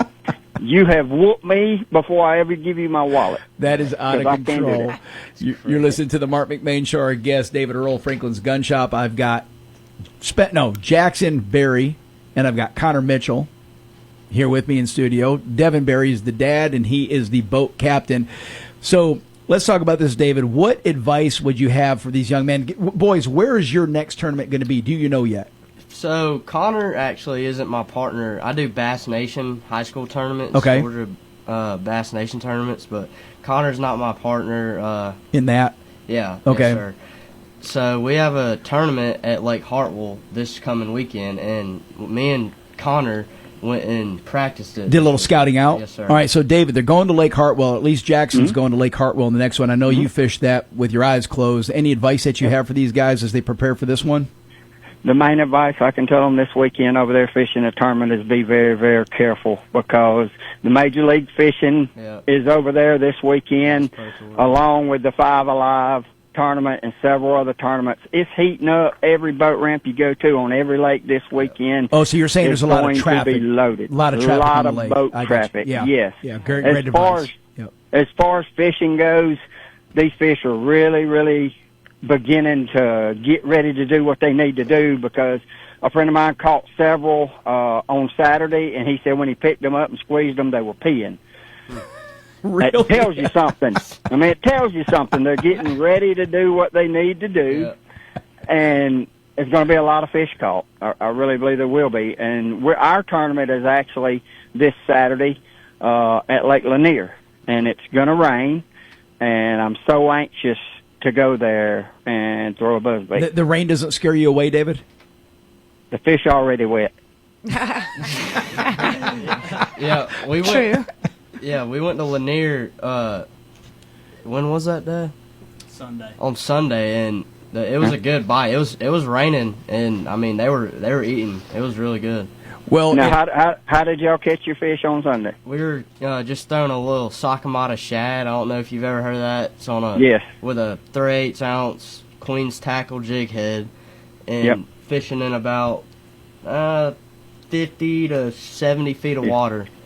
Yeah, see, Mark, they're totally different individuals there. They know how to do that live scope and fish 70 foot deep. I don't even know that I got 70 foot of line on my rod and reel. These boys, these are fishing royalty right here. And when he said the name of that, now. Well, when he said the name of that lure, I thought he cussed for a second there. I didn't know what he said. So Sakamata. And the kids show up in their boat today for their interview. Their boat is in tow. So we're I going think to that's Tony remarkable. right after this. These boys are no joke. And David, I'm glad when you gave him advice on what to do this weekend that it didn't include, stuffing lead lures down your fish's throat to enhance the weight, because that's gone on in a tournament or two, right? Yep.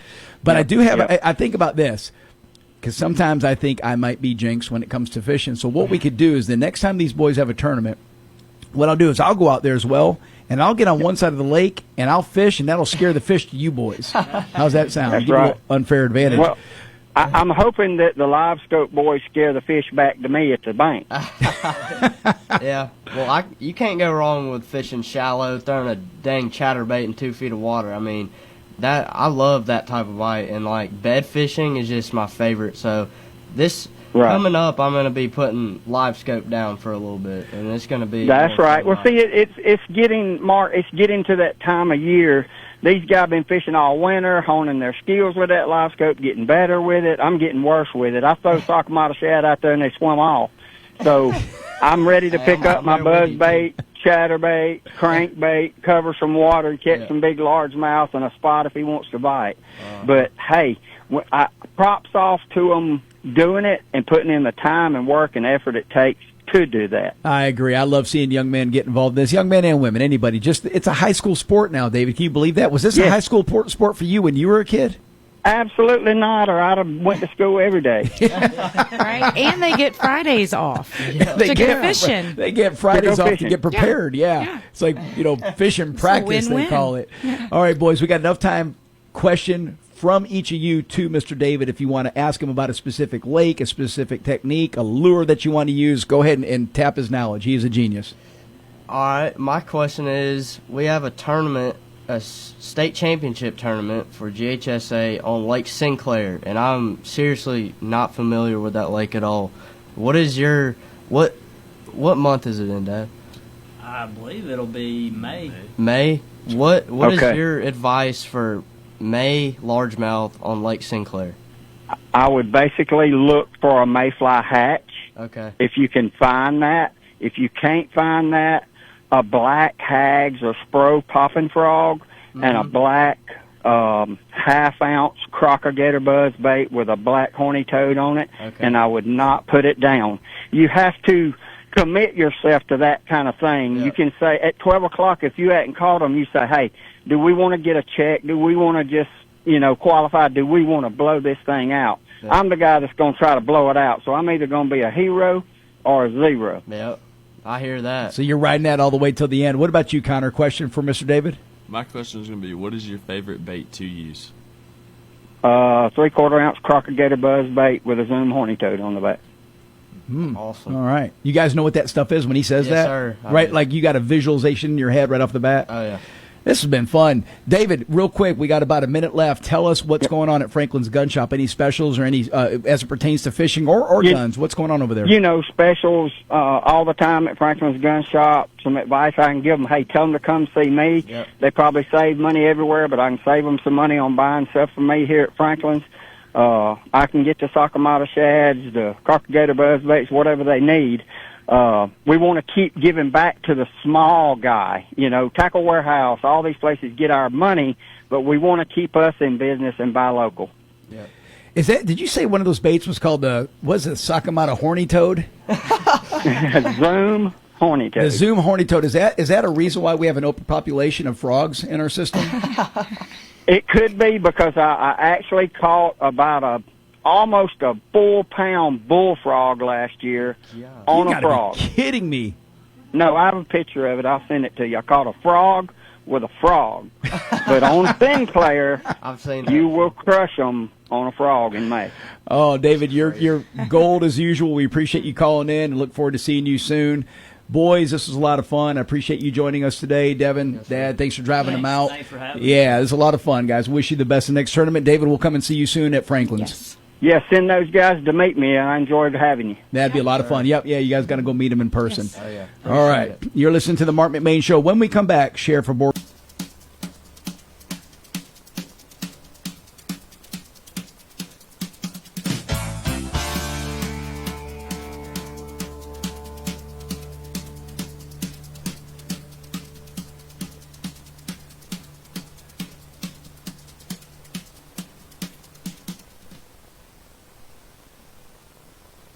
British Invasion brilliance, from classic country gold to rock and roll that raised a gentleman. We play the songs that make you smile, sing along, and remember when life moved just a little slower. Feel good again with the 50s, 60s, 70s, and early 80s on Good Time Oldies FM 102.5 WKUN, where every song is a memory waiting to happen.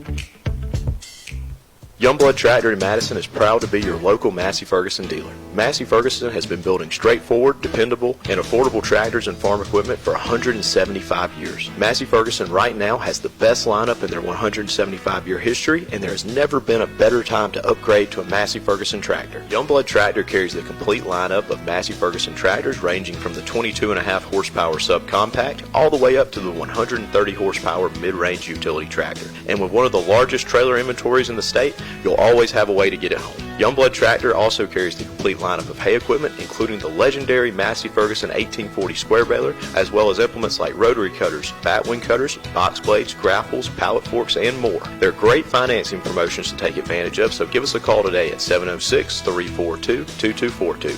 Youngblood Tractor also has experienced parts and service departments to take care of you after the sale. Visit us online at www.youngbloodtractor.com or stop by and see us at 1600 Athens Highway in Madison. When you walk through the doors of Campton Restaurant, you're not just here for a meal. You're part of a tradition. I'm fourth-generation owner Josh Parker, and for nearly 40 years, families in Walton County and surrounding areas have gathered around our tables to share stories, laughter, and good Southern cooking. From crispy fried chicken to heart-healthy daily specials, there's always a plate waiting with your name on it. We're open Tuesday through Thursday from 11 a.m. to 8:30 p.m. and 11 a.m. to 9 p.m. Fridays and Saturdays. So come on by, make yourself at home, and experience Campton Restaurant, where family tradition meets every meal. Dreaming of the perfect backyard this summer? Hi, I'm Jason with Rosewood Luxury Pools. We design, build custom in-ground pools with timeless design and lasting quality. As a licensed general contractor, we handle every detail from concept to completion, so you can just relax and enjoy the process. Summer's right around the corner. Let's get ready for your pool party. Give us a call at 678-635-7276 or look us up at rosewoodluxurypools.com.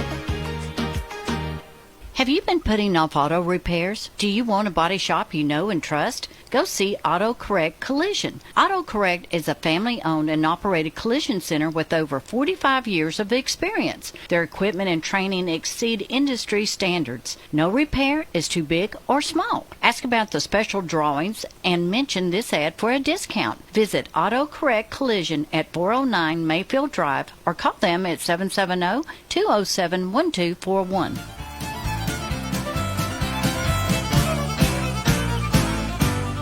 And welcome back, Marc McMain. Our next guest, Sheriff Tyler Hooks. He's the Sheriff of Morgan County. Sheriff, thanks for joining us today, sir. Thank you, Mark. Thanks for having me today. A few months since we've seen you. I think we had you back here maybe in September, October, and you were still kind of, trudging through the first year. So you've got one complete year under your belt. How do you feel so far? Yeah, I feel great. We've been able to accomplish a lot, but I really appreciate you having me on here. Any opportunity I can take to brag and show the great things that the staff, the men and women that work for the Morgan County Sheriff's Office, heck yeah, is an opportunity I'm going to take. And that's what this is all about, because the first time we had you on was kind of a get-to-know-you type of deal. You kind of share with our listeners your background, how you became sheriff, and then maybe what some of the initiatives that you were going to tackle.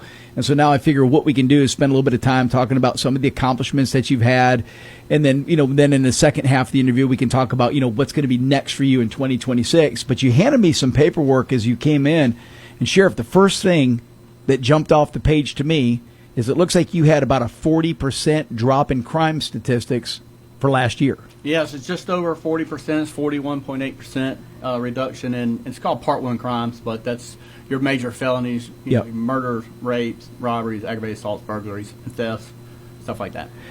That's a big number. Yeah, it's huge numbers, and it's a testament to the work that my staff do on a daily basis for our community. You've got a great team. Was it an additional presence? Was it just being more persistent in their efforts? How do you do this? Because that is the number one mission of every community, is lower crime, right? And I talked about it yesterday. When I prepare my show, I go to various websites to just find out the topics of the day. And I believe I was on Fox 5 Atlanta's website, and Sheriff, about 7 of their top 10 or top 12 headlines were all shootings in Fulton, DeKalb, and Gwinnett counties. And that's it. You just can't avoid it. And these are not self-defense shootings. These are attempted murders, robberies, carjacking, you name it. So crime is really front and center for us. How do you address that? How do you be sure that you keep a community like Morgan County safe? Yeah, it's a culmination of things. So obviously presence is a main deterrent. So you can deter and displace crime. That's the main goal. And We were able to increase a patrol deputy this year. We actually added a corporal, which actually gave us an enhanced supervision. So we had a sergeant, now we have a corporal and a sergeant on shift. So not only does it add a presence, it also adds accountability onto the deputies. So that way you're making sure that they're out there being visible, being proactive, and those culminations of things, and also just adding different services, being present in the moment is the main thing. Two of the big ones that I see that jump right off at me: larceny, auto, because Morgan County doesn't have a ton of murders, thank God, right? That's it's not a hotbed for that, but there are other major crimes being committed that I can tell you how I can look at this number and I can say, okay, I see how you address these right off the bat. So the couple ones that jump off the page are larceny, auto, larceny, other, and vehicle theft. These are all 50%. Larceny, auto, you went from 8 in 2024 to 1 in 2025, but the other two, larceny, other, and maybe you can elaborate what that means. And then vehicle theft went from 9 to 4. That's a 55% drop. Right. So those are huge numbers in 1 year. A lot of those property crimes, most of the property crimes associated with drug offenses. So we've increased our drug arrests. Okay. Our drug enforcement has skyrocketed. So when you hold folks accountable who perpetrate those crimes, they're not there to perpetrate them. Yeah. So they know that there's going to a price they're going to have to pay. That's right. Yep. So it could be a culmination of even if you want to look at it on a national level, which this isn't just Morgan County, but the national pressures on the border, reducing the amount of flow of narcotics into our country. Are you seeing it? Yeah, we absolutely are seeing a drop off in the seizures of fentanyl. Wow. Specifically, but meth and cocaine, those things are still out there, and we're still going after them. And it reinforces what I said earlier, that it has to be a two-pronged approach. We have to get systemically to the problem, get people off the drug, but we also have to cut off the supply, right? It needs to be 1 and 2. That's right, and we do both here in Morgan County. So not only have we increased our proactiveness, this past year we actually added a mental health clinician through a grant we received through DBHDD, and that mental health clinician can go out with our deputies or help find services for individuals who are addicted to narcotics. And then she works with inmates in the jail to also help find services for them, so when they get out, they don't come back, they don't reoffend, they don't reuse. My jaw's at the floor, because when you handed me that sheet of paper, that's what jumped out at me there. It was the first one. You have a mental health clinician. So was this something that was vacant before and that you brought in under your first year? Yeah. So something I wanted to tackle was the growing mental health challenges that our deputies see. And that's not just for Morgan County. That's across this country. It is. The increase of mental health calls. So almost every call we go to has a mental health component. And so what I want to do is bring a clinician. So Morgan County, our call volume didn't necessarily sustain a full-time co-responder, and our jail population doesn't sustain a full-time jail inreach. So I worked with Advantage, Behavioral Health, and DBHDD to come up with this pilot program, so we have one person to do both roles. They cover both tasks. Yep. Right. So we have the first in the state to do this, so we are the standard bearers here in Morgan County. Yes, if you can show a proof of concept, right, then other counties can follow suit with this. Especially more rural areas where we don't have the services at all. Right. So. Like I said, I in my efforts in the past of getting to know sheriffs and understanding what the complexities they were facing, that along with the fentanyl crisis, always bubbled to the top. That the mental health issue was a big deal. Nobody's really paying attention to it. So now we have a sheriff elected in Morgan County, and that is an initiative for you year one. You've identified it and you've addressed it. Doesn't mean problem solved, but it means that you're addressing the issue to solve the problem. Right, and I think our numbers show that it can work. So we're enforcing on the front end, services on the back end, and then hopefully going forward as our data comes through the years, we'll see even more drop-offs, especially in larceny, thefts, burglaries, which is when individuals are addicted to those type of narcotics, they perpetrate those type of crimes. They're going to break the laws to get their fix. Right. Absolutely. You're listening to the Marc McMain Show. Our guest, Sheriff Tyler Hooks. He's the sheriff of Morgan County. The next line item that I saw jumps out at me: competitive pay increase. I know this is a big deal. These young men and women, they have options. There's other careers that they can pursue.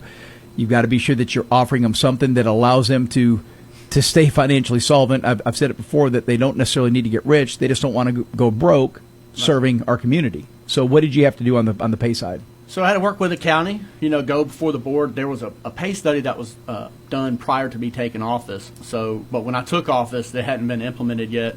So essentially I went to the county and said, implement this pay increase, the pay study that was done. Our men and women, not only the ones that are working here deserve it, but we were short. We had vacancies, but we needed to attract the talent that we could pull from. And our pool of talent is our surrounding communities, in Morgan County, plus all the counties that border us. And we were significantly lower than the bordering counties. So my ask was just to be competitive. We don't necessarily need to be number one, but we need to be competitive to our area. And now we actually are competitive, and essentially we've been almost full or right at full since we've done this. Is there a retirement plan for deputies in Morgan County? Is it the POAS? Is that the one, or is there something in addition to that that's offered? No, so we do have a POAB. So POAB, I'm sorry. Yes, Police thank you Officers for correcting me. Benefit Fund, Yep. and the county is great. They actually help pay for the deputies to be on POAB. They participate in that. Right, Yep. and POAB just opened it up to detention deputies, I think a year or two ago. So now our detention staff also has that, but that's just a supplemental retirement. Sure. The county offers defined benefit plus 401A, contributions. Got you. Okay. So there's a couple different ways that they can start squirreling away for their retirement. That makes sense. And then this one here, you have to educate me on this, the GOHS High Visibility Grant. I don't know that I'm aware of that. Yeah, so that's a grant that we received through the Governor's Office of Highway Safety to help go after traffic initiatives. So that helped us with equipment that we purchased for traffic enforcement. So radars, lasers, so that way the grant pays for those equipment items as opposed to Morgan County taxpayers. And then the next one is the Morgan County Sheriff's Foundation. Tell us about that. Yeah, so we were able to get the Morgan County Sheriff's Foundation, have a board of directors. There's 3 of them on it. It essentially is a dollar-for-dollar tax donation credit, so that way we keep our funds local. So if you owe money to the state, so it decreases your tax liability. Instead of paying those taxes to the state, they actually stay here in Morgan County. It goes to the Sheriff's Foundation. You could do a tax donation credit, dollar for dollar, or just a general 501c3. That also helps all public safety. So we've been able to fully support our K9 program. We actually have 2 dogs. We're in the process of purchasing a 3rd K9. Their vehicles being outfitted, training, all the costs have been 100% funded through the foundation. And we actually are about to help buy boots for the fire department. So. And I think this bears repeating because I know Walton County has this, Oconee County has this. I'm assuming just about every neighboring county that we cover with this radio station offers something similar. But I want to recap this because this is one of the most brilliant things that exists. So if you have a liability to the state in the form of state tax, you can divert that. And again, I'm giving you the layman's terms on this. You can divert that. So it's no extra cost to you as a taxpayer. You divert that money to the sheriff's department, and then they in turn can use it to enhance their equipment. So you just listed several items, but I think things like bulletproof vests can be purchased with this, other things to keep our officers and our deputies safe. That's right. And instead of it coming out of the general fund or us asking for additional monies, it can come from the foundation and pay for it. And it's for the sheriff's office plus public safety initiatives, and it can go to mocosf.com. So that would stand for Morgan County Sheriff's Foundation, but mocosf.com. If you have an accountant, call them immediately on this. Ask them about it. They should know. If they don't know, there's websites you can go to find out. Sheriff Tyler Hooks just announced the MoCo. So give us that website one more time, Sheriff. MoCoSF. Yeah, so that is where you go in Morgan County, but Barrow has it, Oconee has it.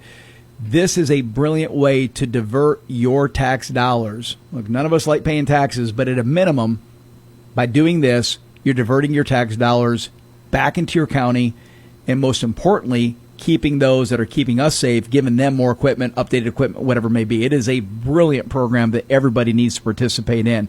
This is the Marc McMain Show. We're going to take a quick break, come back, continue our conversation. In Athens has everything you need for hunting and fishing. They have great prices on their guns, ammo, scopes, bows, gun safes, knives, blinds, tree stands, and rod and reels, clothing, and more. I do all of my shopping at Franklin's, and they're open 7 days a week, Monday through Saturday from 9 to 9 and Sunday noon to 6. At Franklin's, you'll get great customer service from people who know what they're talking about. Family owned since 1961, located at 3941 Atlanta Highway in Athens. Roll-Off Systems of Statham, they're on a roll. They offer dumpsters in all sizes, trash compactors, porta potties, and new combo cans. Existing sites are new building sites. Trash and waste disposal, it's their business. Locally owned and operated. Call Roll-Off Systems today. 770-725-ROLL. That's 770-725-ROLL. Or go to rolloffsystems.com. Youngblood Tractor in Madison is proud to be your local Massey Ferguson dealer. Massey Ferguson has been building straightforward, dependable, and affordable tractors and farm equipment for 175 years. Massey Ferguson right now has the best lineup in their 175-year history, and there has never been a better time to upgrade to a Massey Ferguson tractor. Youngblood Tractor carries the complete lineup of Massey Ferguson tractors, ranging from the 22.5 horsepower subcompact all the way up to the 130 horsepower mid-range utility tractor. And with one of the largest trailer inventories in the state, you'll always have a way to get it home. Youngblood Tractor also carries the complete lineup of hay equipment, including the legendary Massey Ferguson 1840 square baler, as well as implements like rotary cutters, batwing cutters, box blades, grapples, pallet forks, and more. There are great financing promotions to take advantage of, so give us a call today at 706-342-2242. Youngblood Tractor also has experienced parts and service departments to take care of you after the sale. Visit us online at www.youngbloodtractor.com or stop by and see us at 1600 Athens Highway in Madison. Hooks, he's the sheriff of Morgan County. So I got a couple more things highlight over here, Sheriff, that I wanted to ask you about. In the several bullet points that you've shared with me of milestones and achievements for 2025, and again, I want to congratulate you and your team and your staff of what y'all have accomplished in just 1 year of being the sheriff of Morgan County. So it's great stuff. Really impressed. You had one of these items, boat patrol. Tell me about that. Yeah, so this past year, we were able to purchase a boat from the Georgia Department of Natural Resources, and I actually used seized assets from it, so we didn't use our general fund. Okay. So we bought the boat from DNR this past spring, lettered it up, did some small maintenance on it, and we were able to get out there this past summer to be able to patrol. I know there was two incidences, one in Putnam and one in Greene, and we didn't have a boat to be able to assist that. Okay. And so I wanted to make sure that I'm the sheriff that if you need us, we're going to be there for you. You can come help. Yeah, and I'm not going to stand on the shoreline. What's the major body of water in Morgan County? Lake Oconee. So you have a portion of Lake Oconee. Yeah, about 85 shoreline miles of Lake Oconee. So does that mean now that you guys actually have an active patrol, or are you only going on the lake when called? We will go on the lake when called. They're not out there all the time. Gotcha. But on the summer times, we try to get out there during the holidays, some during the weekends. It gets busy. To show a presence. About a month after we purchased a boat and were able to get out there, an individual from Athens was stranded at around 10 o'clock at night up on the north end of the lake. We were able to go out and put the boat in the water and go help him. He had beached himself in the middle Paying of the lake. dividends already. Yeah, I love that. Yeah. So it's been a great program, and for minimal cost. Yeah. I've been in that shoes. I've been stranded in a boat, and that is about as uncomfortable feeling as you're ever going to get. So that is not fun. So we want to make sure that we're out there, and if you need us, we'll be there. Those two young men that we just had here a second ago, they probably sign up for your boat patrol when they're old enough. Yeah. They're done when their fishing careers over at Prince Avenue. I don't know if you want to put them on a boat to patrol. They may be fishing. They may be out there fishing while on duty, so I might be guilty of that myself. One other thing that we had underlined here, and I wanted to ask you about the GSA accreditation. It says awarded January 2026, which is just last month. Tell us about that. Yeah, so this is the Georgia Sheriff's Association Sheriff's Accreditation Program, and it essentially defines standards. So it acknowledges that we are meeting those highly professional standards in areas specific to the office of the sheriff. So what does that mean? That means that we are proficient in jail operations, our court security, our civil processes, sex offender registration, and other mandates that are specifically to the office of the sheriff. And so we have all of our policies in order. We did all the 236 standards of assessments, and the Sheriff's Association has signed off, said that, hey, the Morgan County Sheriff's Office either meets or exceeds all of these standards. So we are now an officially accredited agency. Congratulations on that. Thank you. Well done. I just, like I said, I'm looking at the myriad of accomplishments in just 1 year, beyond impressive. So there's something fun coming up March 26th, and our very own Charlie Morgan is going to be the MC of that event. It is the Anchor Point Sane Fashion Show. This is a big deal. I was aware of it a year or two ago when it came around, but now this is really catching some momentum. So I understand you may be participating in this. Yeah. So I was asked to be an official model for that. So I'm really looking forward to the what they're wearing fashion show. Yes. So if you're able to, please come out and support our sexual assault center. They do our forensic interviews. They do our examinations right here in Morgan County, and it's very taxing already on victims of sexual assault, but to have the services specifically in Morgan County has been a blessing. You want to try to make it an environment to where they feel comfortable to a situation where they're not. That's right. And so helping them out is something that I'm always willing to do, but since I am a model, it is a fundraiser, and so if you're able to, go onto the Anchor Point's website and click on the fashion show event, and you can vote for Tyler Hooks. Support so Tyler Sheriff Hooks. Several other sheriffs that are going to be in there.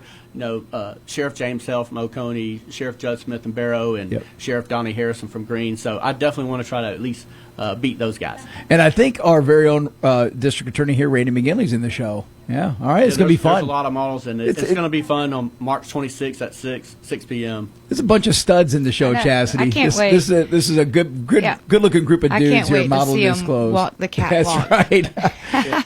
So I'm going to be T.J. Bishops in Madison is going to help for me. They're the ones providing the clothes. Yeah. Okay. So T.J. Bishops, thank What's your style? Like, what do you go? Are you going in with a suit? You going something casual? You'll have to pay money to see what it is. No spoilers. I like spoilers that. on the show. Oh, that's great. And we had Michelle from St. On just a couple of weeks ago, and what an incredible organization and a blessing that they're here to provide the services that they do. That is just special what they do, and I love this event, and I'm excited about being able to promote it. I'm excited for you guys participating in it because, it's a tough subject that they address, but it's a night of fun to help raise awareness and raise some money for the overall cause. Right. So I appreciate you stepping up and doing that. What's next for you, 2026? So you've got this litany of accomplishments that you've shared with me here, which just fantastic.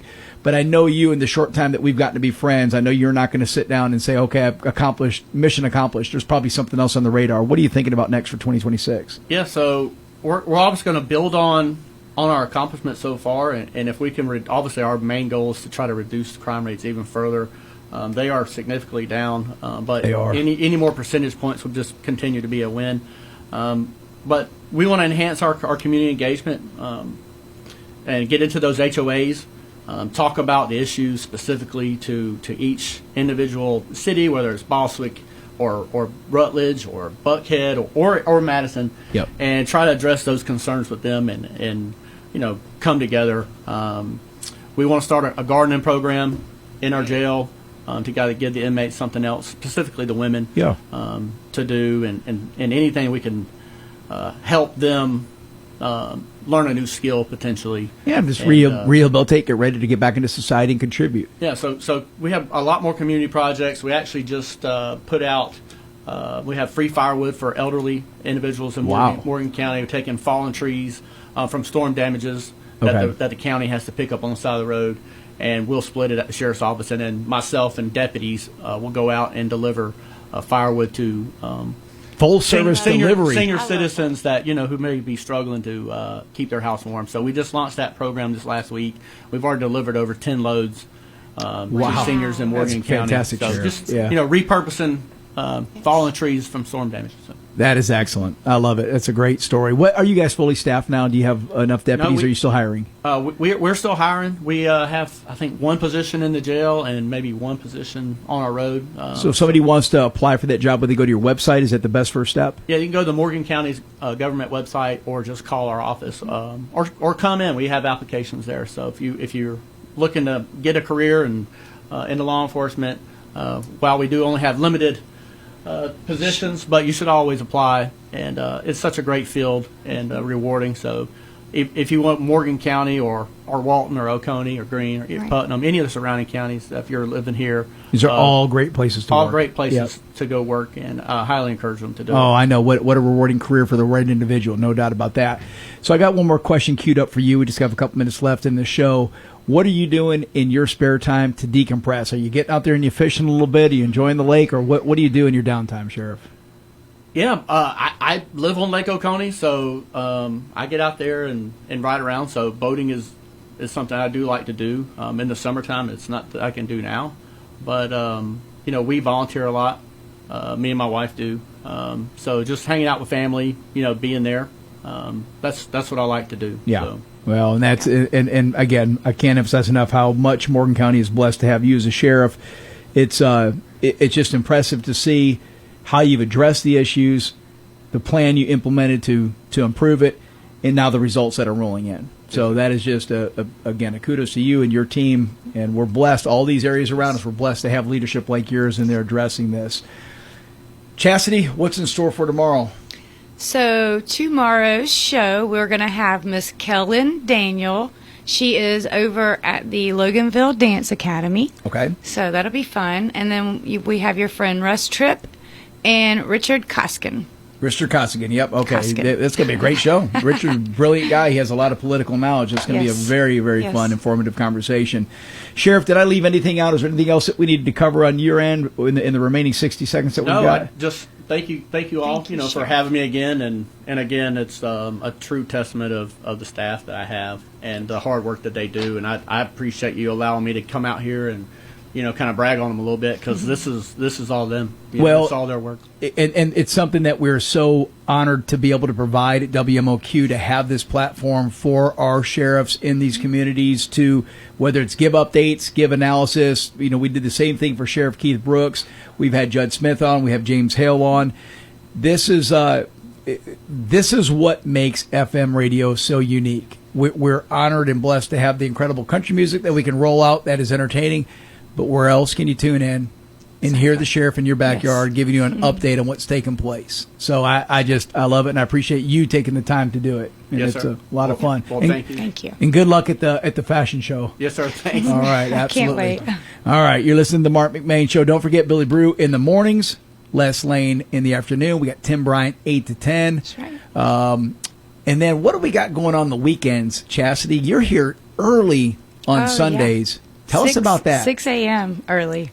So we have our Sunday morning Southern Gospel segment. So that's, and you do a little bit of DJing on that, right? A little bit. Got your first request last weekend? I did. I got my first song request. I was so excited. So good deal. He needs to be listening this coming Sunday, because I'm going to be playing I think you got a whole army of people listening to you. And there's some great preaching from various preachers and local. churches in the area. Yep. A lot of good stuff. Great way to start your Sunday. All right, folks, we will be back on tomorrow at noon. Until then, stay safe.